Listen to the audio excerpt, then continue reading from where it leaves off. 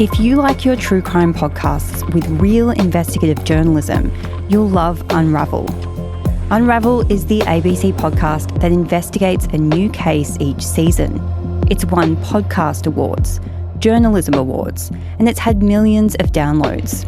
Unravel will have your headphones glued to your ears.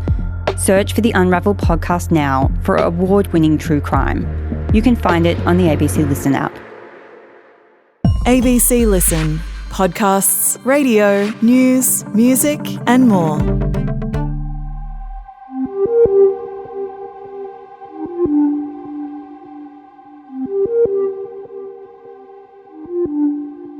It was slow and painful.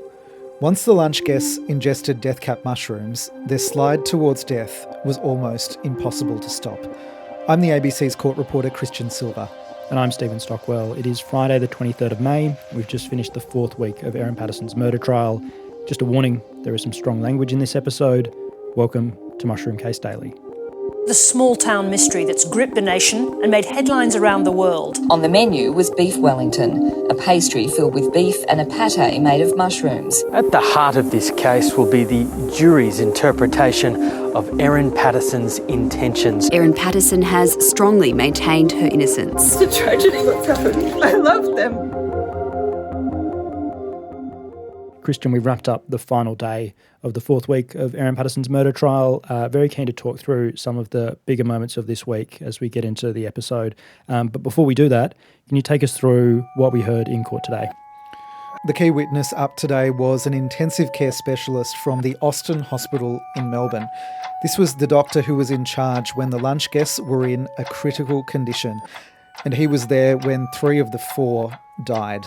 He outlined the steps doctors took as they desperately tried to save their lives. We did hear, however, about Ian Wilkinson's story of survival. Thank you, Kristian. It was a shorter day in court today, as you mentioned, hearing from the doctors who cared for the lunch guests. The length of the hearing kind of belies the weight, I guess, of what we heard today, though.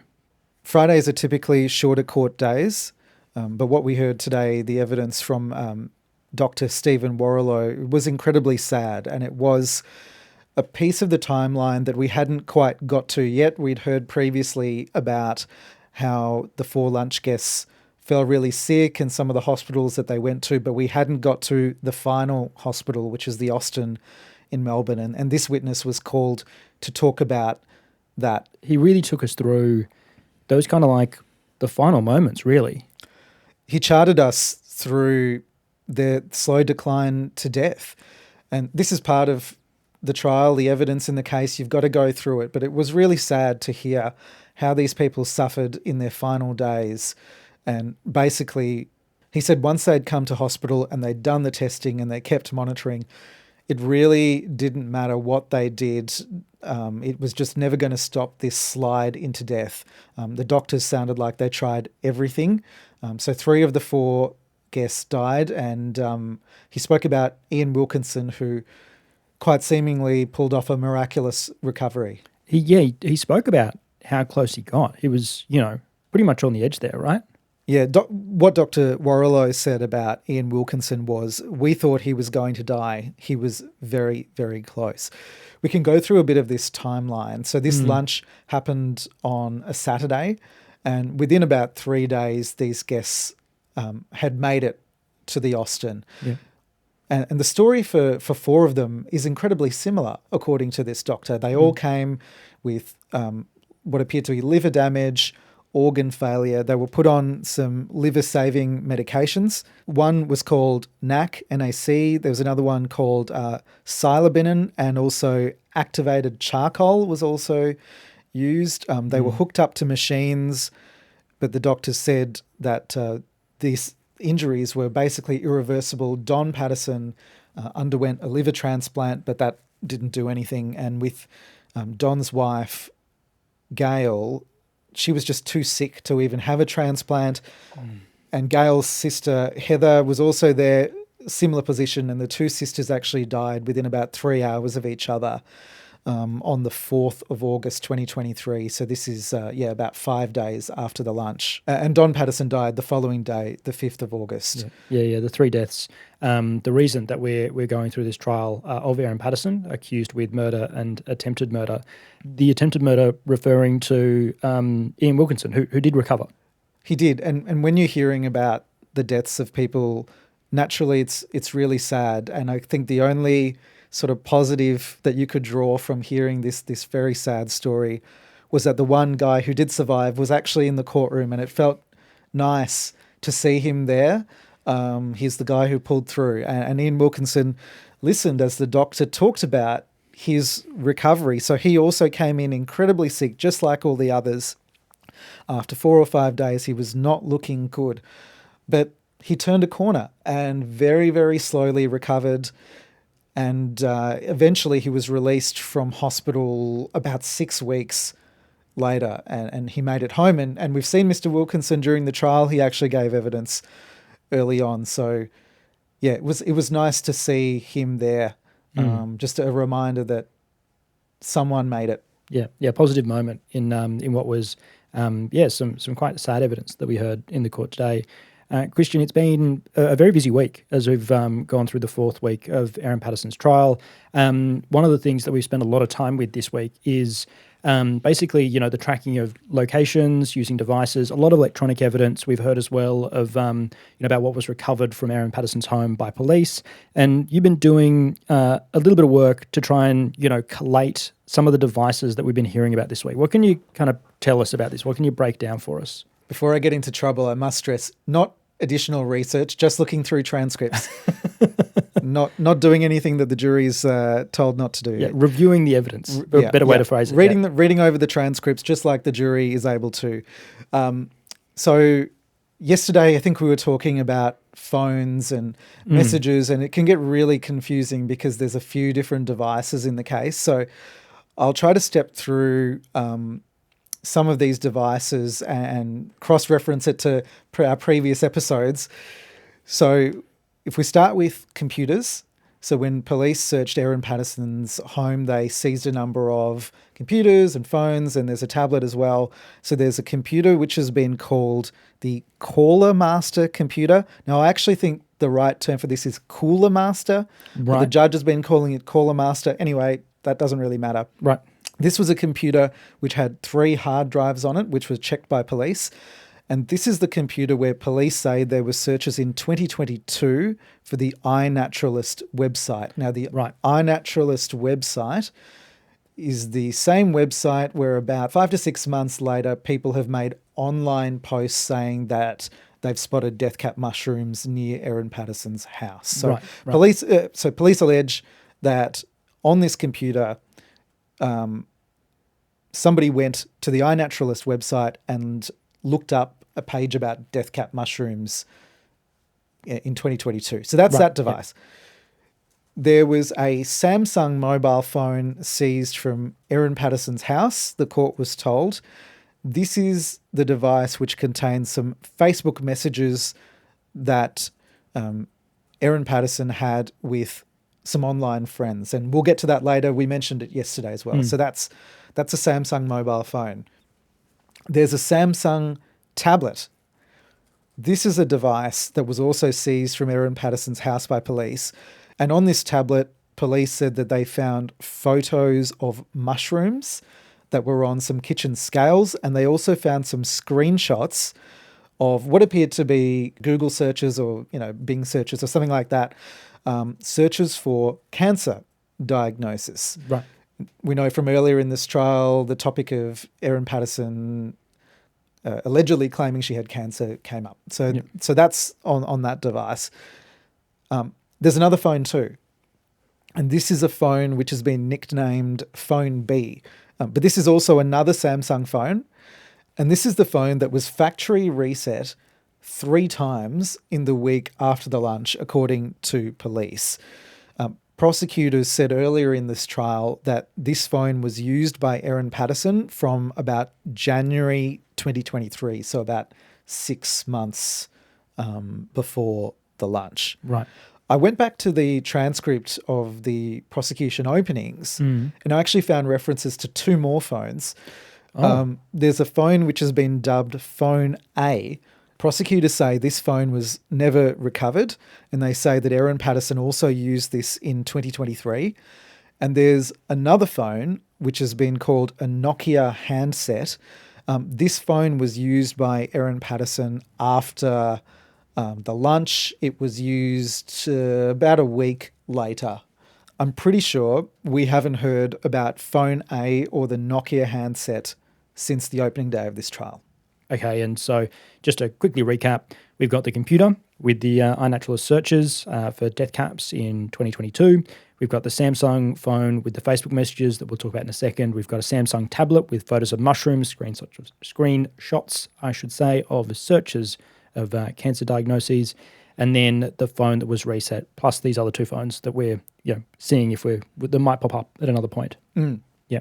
I'm keen to talk about the phone with these Facebook messages on, because this is a moment yesterday afternoon. It came out quite late. We were working towards the last hour of the day, and so this was something that, if you listen to Thursday's episode, the entire structure of that and the order of that changed as soon as we heard these things, because we realised it was the most compelling part of that day. And these are messages, Kristian, with some of Erin Patterson's Facebook friends. And these are some of the women that we heard from earlier in the trial, right? Yeah, the likes of Daniela Barclay and Jenny Hay. Yeah. And this conversation, there's messages over the course of about 3 days. This happened in December 2022, so about 8 months before the lunch. Kristian, can you paint me a picture of what is happening in Erin Patterson's life at this point? So this is a period where there's great tension between Erin Patterson and her husband, Simon. This is according to evidence we've heard in this trial.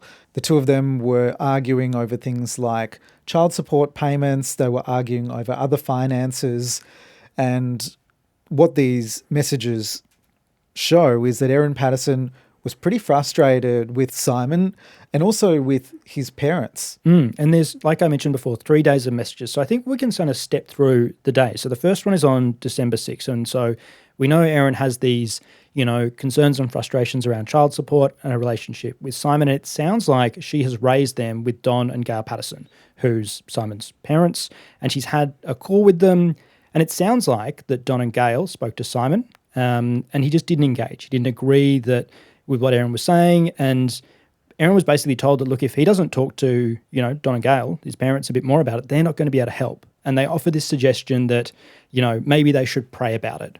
And as Erin is sort of recapping this in this group chat, there's 3 emojis that go in, and then a language warning. There's the line, "This family, I swear to fucking God." That language is quite strong.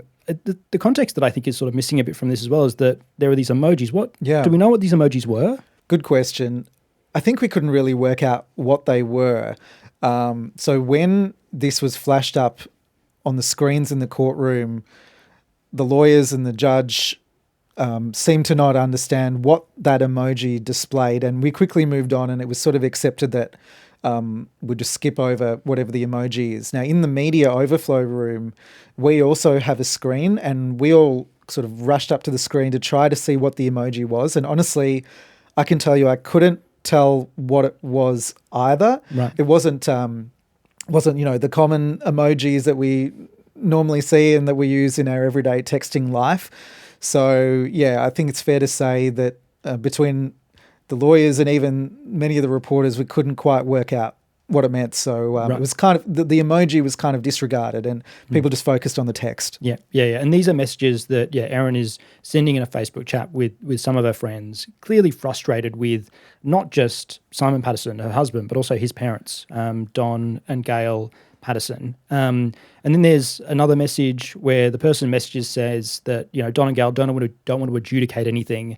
And then there's a kind of frustration that they don't want to help. And then there's another quote, basically saying the family is a lost cause. Yep. And this is important because, again, it's getting to this child support conversation, right? So there's another question where there seems to be this kind of ask for Erin to withdraw a claim for child support because she's applied for child support at this point, right?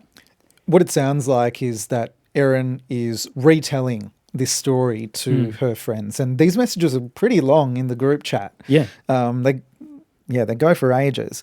And as she's talking about this fight over child support payments, she calls Simon's conduct unconscionable. Then again, another language warning. She says, "I'm sick of this shit. I want nothing to do with them. Fuck them." Yeah. Yeah, this is again after a kind of suggestion from Dom Patterson, her father-in-law, the father of her husband, Simon Patterson, kind of again saying, look, we can't really, mediate this. Again, maybe you should just pray about it. This kind of frustration that she sees again with that. And it continues for the next couple of days. Yeah, there's another one. So December 7, she jumps back into the group chat and updates saying that she got a message from Don and Gail overnight, and then another one from Simon as well. These are separate messages that she gets. And she says she's actually just not going to read them because she knows that Simon's will be gaslighting and abusive and will ruin her day, and that Don and Gail's will be weasel words, and basically says, I don't need anything more from these people. They say they don't want to take sides, but by their very actions here, she seems to think that they have. And she carries on and she said that if this was relating to Don and Gail's actual daughter, not their daughter-in-law, they'd act differently. Yep, yeah. And then there's a day break. So, we're talking over the course of 3 days. So we've had messages on December 6, another couple on December 7 that we've just gone through. And then there's a day break. And on December 9, there's this final message talking about how Gail Patterson, who is Simon Patterson's mother, saying that she was horrified that Erin Patterson had claimed child support, and then saying why wasn't she horrified that her son is a deadbeat. And then that's the kind of run of those messages. Now Kristian, we just saw these messages from Erin Patterson, or these are the ones that I'm kind of across. Were there replies from the group chat? Was there conversation going back and forth? We were shown some conversation and some replies from a group member. I'm not entirely sure whether we saw all of the replies, but I think what's worth remembering is that with this evidence that's been presented, the prosecution's job is to present evidence that's relevant to the case. So if there's some belief that some of these replies, potential replies, don't know if they exist, but if it's, unrelated, then maybe it doesn't need to go in there. At the end of the day, all the evidence that's put before the court is stuff that has been deemed admissible by the judge, so it's appropriate for the jury to see it when they consider this entire case. And this was during someone's evidence in chief, so that was under questioning from the prosecution. So the prosecution is the one who's presenting these messages to the jury so they can have a look at them, right? Correct. Yep. Yeah. Also, just a reminder, this isn't the first time that we've spoken about group chats and messages in the trial. We heard earlier in the trial when Simon Patterson was on the stand that there was a Signal group chat. Signal's a messaging app that they used. So we heard about that chat that the family would use to communicate, and that Simon claimed at one point that Erin used to send abusive and accusatory messages. We didn't see that message, though. That wasn't able to be produced when Simon was asked about it. And for clarity, it's not this set of messages either, because this is Erin's group chat with her friends. It doesn't involve members of the Patterson family. Yep. Yeah, this is a private group chat. Kristian, as well as this, we have had, quite a bit of other stuff going on this week. We've also heard a lot about location data, prosecution alleging that a phone belonging to Erin was near places that death cap mushrooms have been spotted. You can hear more about that on Monday and Tuesday. We also saw CCTV footage of Erin Patterson entering a petrol station just after, I think, a day or two after the lunch. A day after. Yeah, this is a time where she said she was feeling very sick. She was, suffering from diarrhea. And I just want to note that we have received your emails about Erin Patterson wearing light-coloured pants on that day. Kristian, is there anything that I've missed?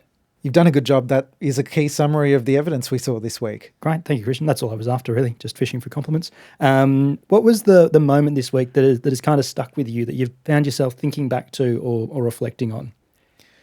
This week really felt like it was all about tiny little details. We saw so many charts, diagrams, tables flashed up in court, and we had to try to make sense of them. Like the previous weeks have often been people talking about their recollections or their memories, or we've seen pictures of beef Wellington leftovers. This has been really drilled down to the micro level. And I guess what sticks with me is how I consumed that information. So in the courtroom, there are some seats for the media and members of the public, and there are some screens where you can see these exhibits put up. But some of these tables, they're zoomed out so much that it's impossible to read the text. So what we've actually done on some occasions is we've gone to the media overflow room where there's also a screen where you can see these exhibits.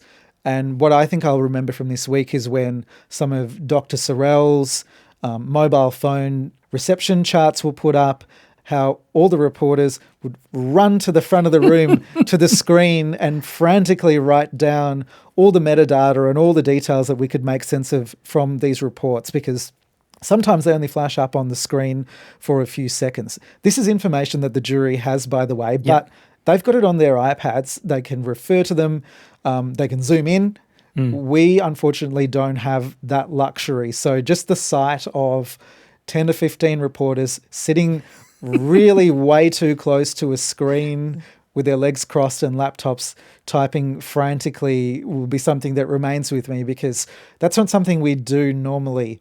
And it really felt like I was taken back to grade 2. But one thing that's different is, man, my legs are sore from that cross-legged sitting.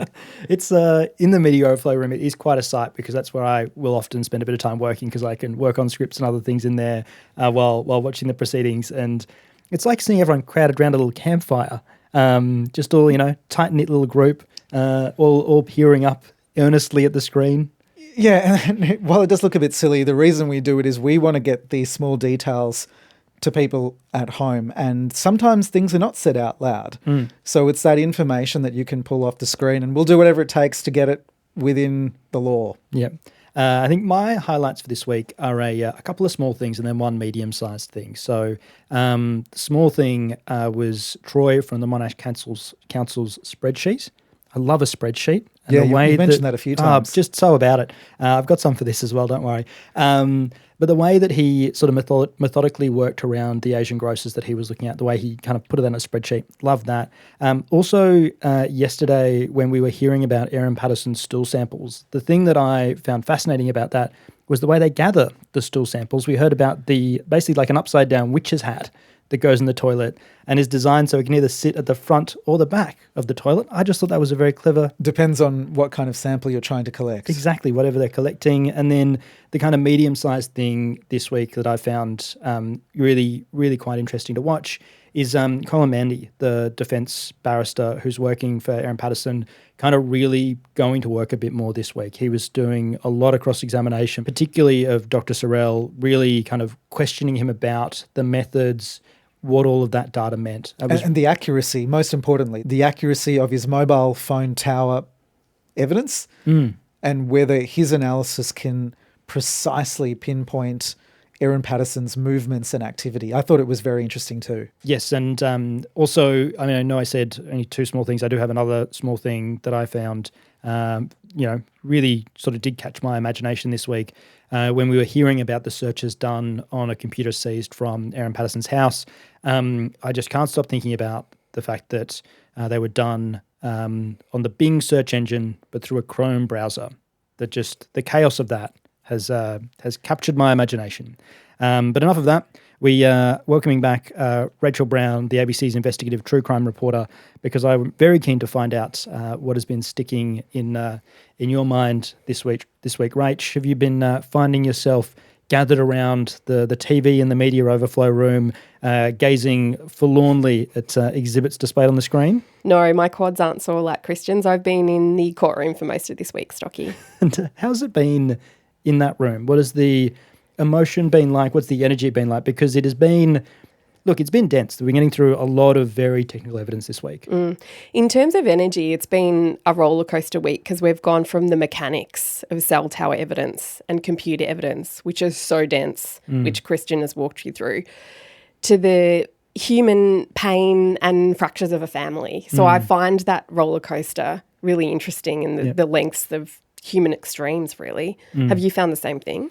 It's been, the wide range of what we get. You have a whole day of Dr. Matthew Sorrell kind of giving you the particulars of how a phone network works. And then you have days like today where you're hearing about someone's final moment. So as you say, it is this kind of roller coaster. But I find that over the course of a week, I guess kind of easier managed. I think that I find the days very distinct. I think probably because we're doing this podcast daily, right? So like all the days to me get kind of quite compartmentalized. So it's broken apart a little bit more. Yeah, I know you like your structure. You mentioned spreadsheets, and we have seen a lot of them. And I should say, tip for you should watch the doco on the World Spreadsheet Championships. I will. It's on the list, don't worry. If spreadsheets are your thing.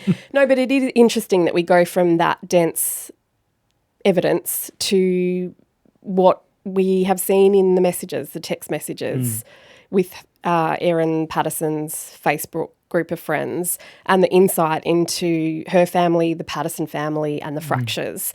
You know, we've just heard about her frustration at Simon's parents, Don and Gail, refusing to adjudicate on whether she should claim child support or not. Now, I'll just read you one of those messages. I wonder if they've got any capacity for self-reflection at all. I mean, clearly the fact that Simon refuses to talk about personal issues in part stems from the behaviour of his parents and how they operate. According to them, they've never asked him what's going on with us, why I keep kicking him out, why his son hates him, etc. It's too awkward or uncomfortable or something. So that's his learned behaviour. Yeah. Just don't talk about this shit. And so that's, you know, it's a really, I mean, it's you know, we've spoken about this before, but it's such a detailed insight into someone's life that you would never expect to be kind of broadcast to, you know, not just that room, but, you know, to everyone through podcasts like this. And all these messages, I've been wondering, you know, would I react like this? Would you react like this? Would my friends, you know, would listeners do the same? Maybe. You know, it's interesting the reactions I've heard from different colleagues, but also through different gender optics as well, what the different responses are. You know, one is like, well, she didn't like the hand that she'd been dealt, so she went to someone else to complain about it, as in, you know, don't like mum's decision, so you go to dad, that type of thing. But it does illustrate the very human need to vent to friends, and I wonder what people would find if they went through my phone, or, you know, our reactions to things when we're under pressure. You know, like, would you like to hand over your phone right now? Like, maybe living in close quarters with me for a week has driven you crazy. Well, luckily my phone's in the other room, so unfortunately I actually can't hand it to you at the moment. Sorry, Rach. But it's just, it's this stark reminder. I spoke to you, I think, the first week of this podcast about the human detritus we're seeing, you know, these bones of relationships that we're all now picking over and making judgments about, rightly or wrongly. And I wonder whether the jury will read them as a woman who wants nothing to do with her in-laws, or will they read it as a woman who is isolated and lonely? Because here's another one I want to read to you. They've had Simon for tea every night for 3 months and never once picked up the phone to me since the separation and asked if I'm okay and need help. So that tells me their choices. So I guess to answer your question, I've spent a lot of time wondering about things we might never know. Yeah. Because the courtroom is a house of facts, not feelings. Yep. And so, but nonetheless, I've been wondering, where was Erin Patterson's mind at? You know, I wonder how her kids are doing. I wonder how Ian Wilkinson dealt with today, listening to things like a doctor saying we thought he was going to die. You know, I wonder what he was thinking about Heather, his wife, we lost. You know, there's just so much pain being laid bare in that courtroom. And even when the verdict comes, whatever it ends up being, there will be certain absolutions that might never come. Yeah. Yeah, it's reminds me of what we heard Justice Beale talking about to the jury at the start of the trial, that this is something that you make decisions with your head about. You know, you're basing this on the facts that are being presented, not the feelings that you're feeling at any point throughout. And that is so important. That's all they have to go on and should go on. But, and as he said, you need to push aside empathy. You need to push aside prejudice. We're dealing with cold, hard facts here. And it's really interesting because a lot of the time that does feel really kind of like, you know, unhuman, very, very unemotional. Yeah.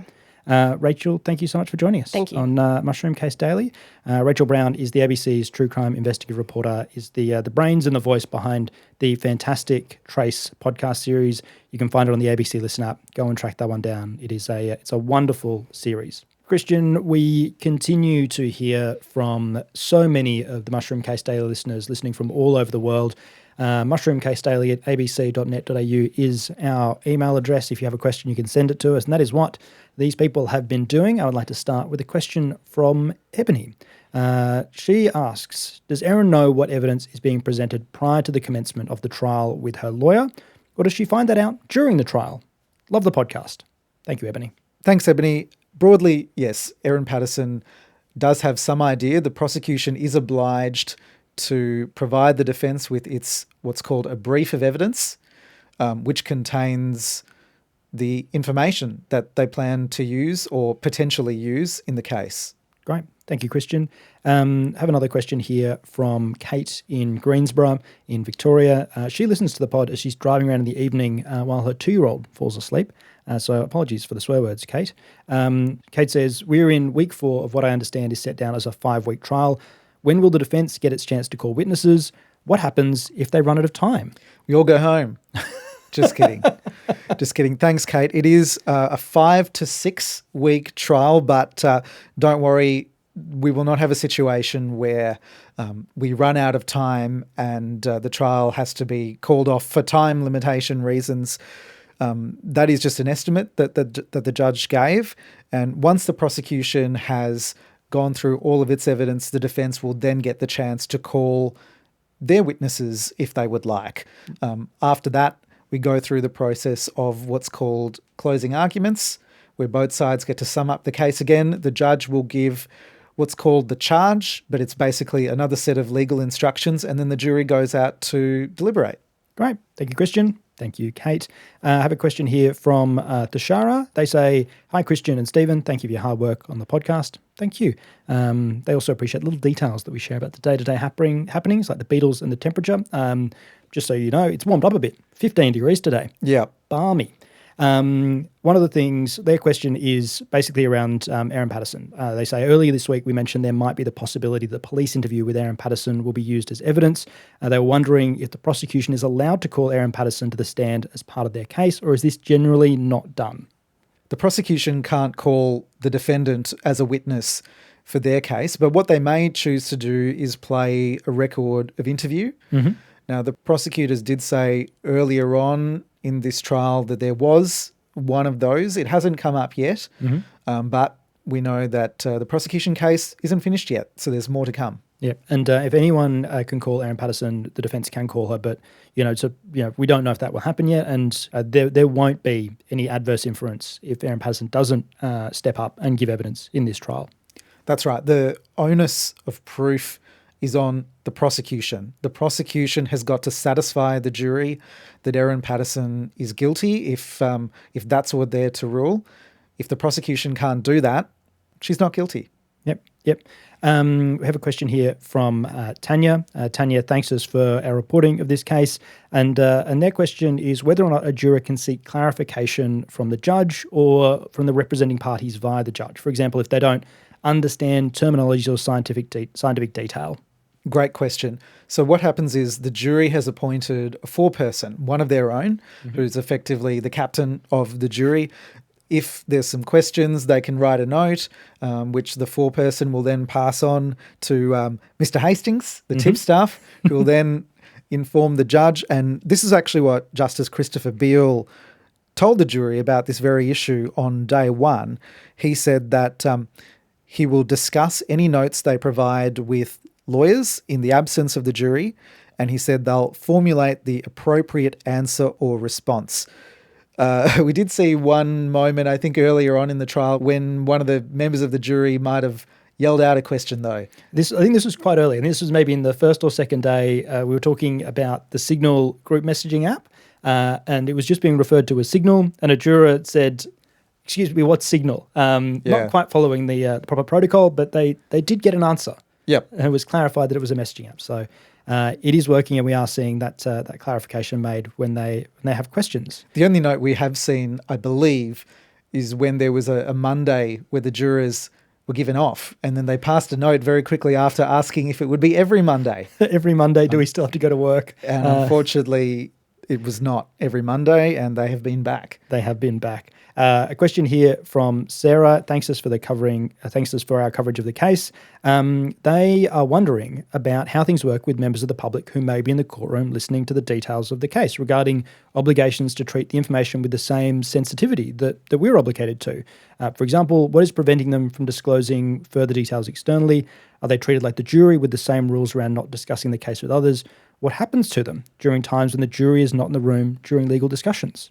Thanks, Sarah. It is an open justice system. And as we've talked about earlier, it's not completely open to the point where things are broadcast on TV, but it's definitely open to the extent where people can come in and watch proceedings. So this is like a fundamental part of our justice system. Now, obviously, when it comes to things that happen when the jury's not in the room, they certainly shouldn't be going around and telling other people what occurred in the absence of the jury, just like we wouldn't do either. And members of the public certainly would be ill-advised to go and post things online about what happened in the courtroom while the jury was not there. Obviously, they're not allowed to interact with the jury or with the parties or go up to Erin Patterson either. It's the same rules that apply to the rest of us. Yeah. The rules around reporting on stuff like this are actually the same for kind of everyone. We're just more aware of them as the media because it's stuff that's specifically kind of applied to us as we're the ones that are usually doing it, but everyone else has to follow the same rules as well. And we have another entry in our more of a statement category. It is from Natalie. It is an excellent statement because Natalie is a lawyer working in the criminal justice system in Australia. And she just wanted to highlight one thing. Me and a number of listeners sending in questions often refer to witnesses as taking the stand. This is an Americanism. In Australia, witnesses give evidence from the witness box. They do not take the stand.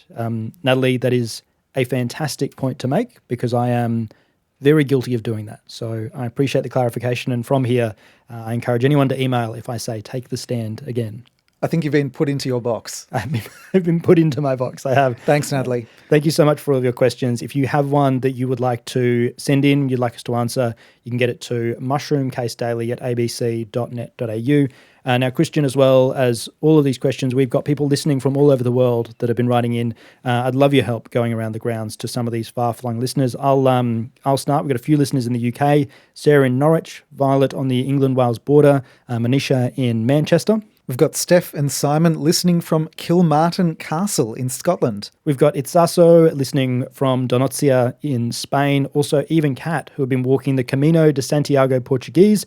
They wrote in from Pardon in Spain. They only had 25 kilometres left as well when they emailed on Monday. So, Eve and Kat, I hope you have finished your walk now. Congratulations. And in the US, Christy in Philadelphia and Jessica in San Diego. And finally, Adrian from Geelong is listening in. Kristian, am I right in saying from Mannheim, Germany?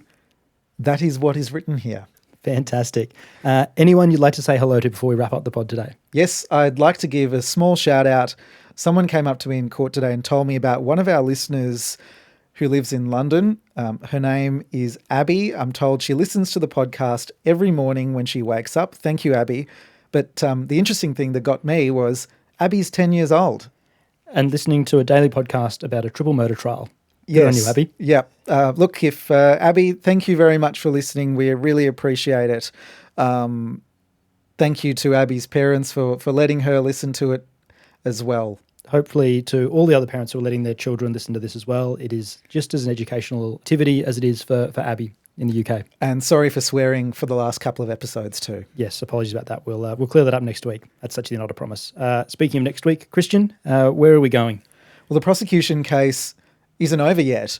And you'll remember to our episode yesterday, we talked about the digital forensic analyst, Sharman Fox Henry. So the prosecution actually finished with his evidence today. It was all of one question, but we didn't get to his cross-examination. So that will inevitably happen next week when Colin Mandy, the barrister for Erin Patterson, quizzes Sharman Fox Henry.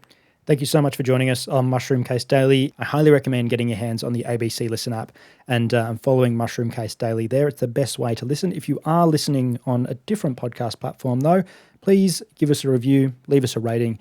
It makes it much easier for other people to find us.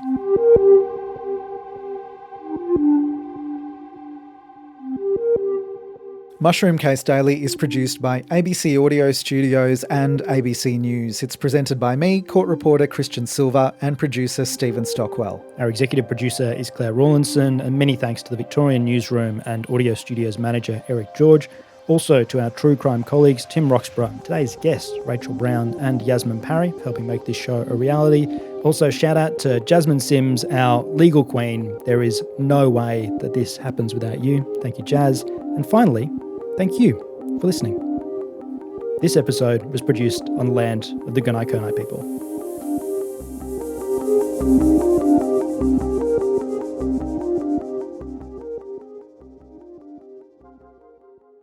Ever been hit with a tricky question from your child? Like whether it's okay for parents to lie to kids to make them do something. We're the hosts of Short and Curly, a fun podcast for children and their adults to untangle life's curliest questions. Should you be punished for something you did a long time ago? Is it wrong to leave all of your money to a cat? I personally think it's fine. No surprise there. Cat people. Short and Curly is philosophy with a pantomime twist. Perfect for car trips or for kickstarting dinner debates. Search for the Short and Curly podcast now. You can find it on the ABC Listen app.